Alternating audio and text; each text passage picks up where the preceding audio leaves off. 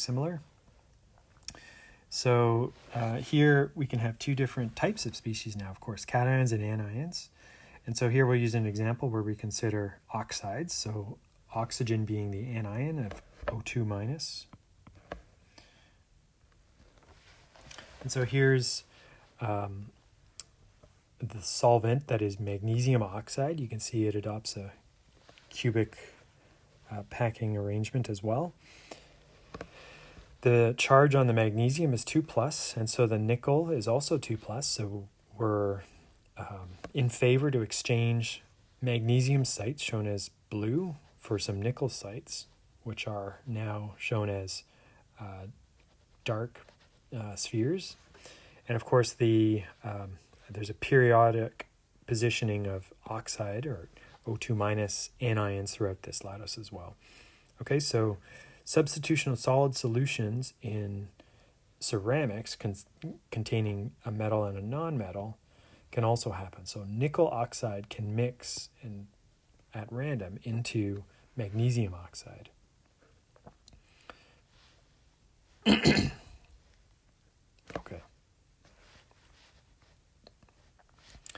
Another example here might be to consider alumina, so Al2O3, dissolving into magnesium oxide for substitutional solid solution. So this is possible, but there are some additional consequences. For every aluminum cation that we include, we provide an additional charge of 1 because the aluminum cation is aluminum 3+. So each black sphere in our model here provides an additional positive charge. So for example, these two here have provided an additional charge total of 2 via the 2 aluminum cations that are present. So by that reason, to establish electroneutrality, we force a vacancy, that is the loss of a magnesium 2+ from the material. Okay, and we see that reflected again down here. 2 additional aluminum cations in the same lattice of oxide.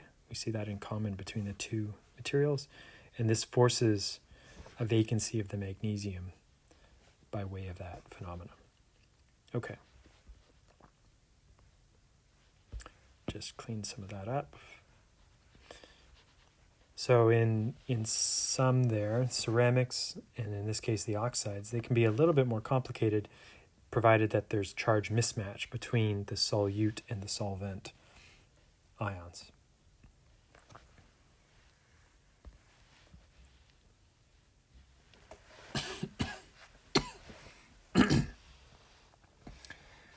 Okay, so we saw that reflected here again. And so to just summarize that a little more cleanly, for every 2 aluminum cations that are included, we find that we will replace magnesium. That for every 2 cations that replace magnesium with this aluminum, it's necessary to take away 1 entirely, so eliminate 1 magnesium to maintain that electroneutrality or that charge neutrality. Okay, so here's an example that we might consider. So we might work with that idea and say calculate the number of magnesium vacancies. So these are the missing vacancies, the missing magnesium ions that occur when we ask 2 moles of alumina, Al2O3, to mix with 99 moles of magnesium oxide. So again, if you've got an idea on how to try this problem, please pause the video and try it. And we'll work with some ideas in the next moments in the video. Try to provide your answer in actual number of sites when you get a chance.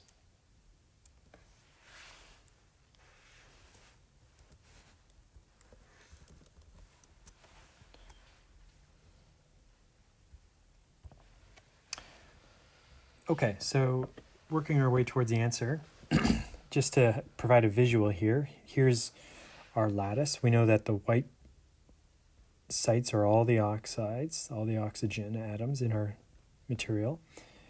These oxygens have been provided from both compounds, both the alumina and the magnesium oxide. They both have oxygen in their formula. Okay? So, as part of the first step of solving this, it would be beneficial to recognize that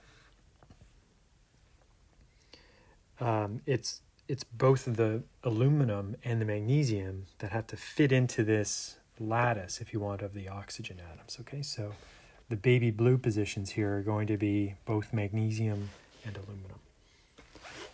aluminum. So with that, we can see here that the total number of baby blue sites is equal to the total number of oxygen sites. Okay, so we can use that to help us with the answer. So we recognize that all the aluminum cations will fit into the magnesium sites in this lattice. And by formula from the solvent material, the 99 moles of magnesium oxide, we see that there's one of these baby blue sites for every oxygen site, or one original magnesium site for every oxygen site, a 1-to-1 ratio there. So the next step of this is to total the total number of anion sites. If we can count the total number of oxygen sites, we can work with this to help us understand how many magnesiums might be missing. So to do this, we can simply count the number of moles. So we'll start knowing that there are 2 moles of the alumina, and we have 3 atoms per compound. So 2 moles of that compound. And we'll multiply that by the 3 oxygen atoms for every 1 Al2O3. And this tells us that we have 6 moles of oxygen from that first compound. Okay, so that's a contribution to the white positions in the lattice above. By similar arguments, we have 99 moles of the MgO, and we're going to count the number of oxygens, so times 1 oxygen for every 1 MgO. That's going to give us 99 moles of oxygen there. So the total here is 105 moles of oxygen. Or, said differently, a total of 105 moles of anions are present. Okay, so with that, and knowing the stoichiometry of the compound, that there has to be a 1-for-1, so 1 oxide for every 1 anion, we can move to the next step.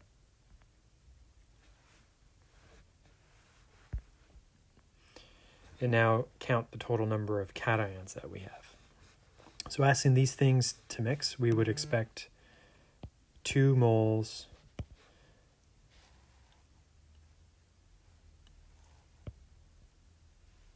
of the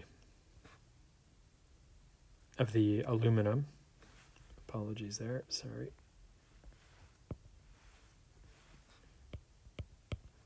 Al2O3 times, and now we're trying to count the aluminum, so we know that there are 2 aluminums for every 1 Al2O3, and so that's going to give us 4 moles of the aluminum cation,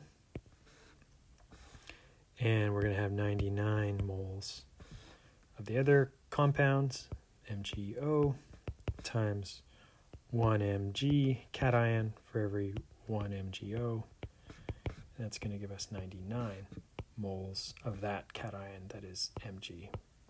So the sum here is now 103 moles of cations. Okay, so in the former we had anions totaling 105, and here we have a lower value for the number of cations. Okay, so moving on.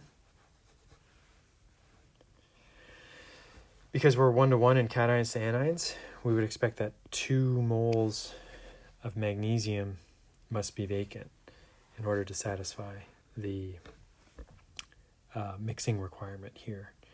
Okay, so that is the difference between those cations and anions provides us the answer. So 2 moles of magnesium ions are vacant. To get to the actual number, of course, now that we know that there are 2 moles of these vacancies, and we were asked to describe this into actual numbers, so of course we have to use Avogadro's number, eliminating the mole and multiplying by Avogadro's number.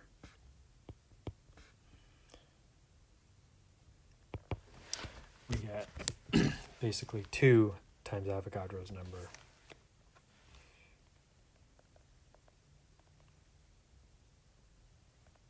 So 6.022 E23 times 2 is 1.2044 times 10 to the 24 vacancies. Okay, good. Okay, so touching on that a little further, so here is iron oxide, a famous material commonly found when iron rusts. And so iron can adopt 2 different oxidation sites, 2 or 3, and so it's a similar scenario there. For every iron 3 that is generated in the rusting of pure iron, we need to eliminate a half an iron 2 site. So again, 2 additional charges from 2 iron 3s that are generated, and that will substitute away and create a void of iron 2 in that lattice. Okay.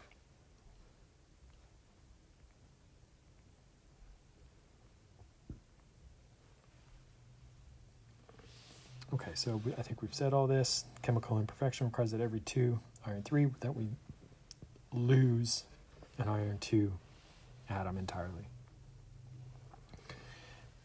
So here's a non-stoichiometric compound, a chemical compound in which variations in the ionic charge lead to variations in the ratio of the chemical elements present.